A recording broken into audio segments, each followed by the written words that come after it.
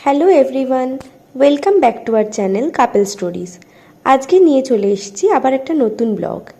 জার্মানিতে আমাদের এক বন্ধু দিদির মতো মালিনীদি, তার বাড়িতে আজকে আমরা যাচ্ছি। এই যে দেখতে পাচ্ছ, আমি আর কৌস্তব বেরিয়ে পড়েছি।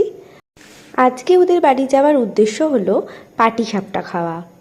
মালিনীদি পাটিসাপটা বানিয়েছে, সেই উপলক্ষে আমরা যাচ্ছি। আর তার সাথে আমি বানিয়ে নিয়ে যাচ্ছি ফিশ ফ্রাই। তো একদম ঘরোয়া আড্ডা গল্প, চলো তোমাদের সাথে শেয়ার করে নিই। পৌঁছেই যেমনটা দেখতে পাচ্ছ, কৌস্তব রিহুর সাথে খেলা শুরু করে দিয়েছিল। রিহু হলো মালিনীদির ছোট্ট 4 বছরের ছেলে। করো দেখি।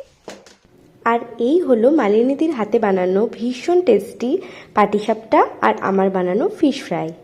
চায়ের সাথে গরম গরম ফিশ ফ্রাই আর পাটিসাপটা খেতে খেতে গল্প একদম জমে উঠেছিল। সব শেষে রিহুর সাথে একটু খেলা করে বেশ সুন্দর একটা সন্ধে কাটিয়ে আমরা বাড়ি ফিরলাম। ব্লগটা কেমন লাগলো অবশ্যই জানিও, আর ভালো লাগলে please do like, comment, share and subscribe.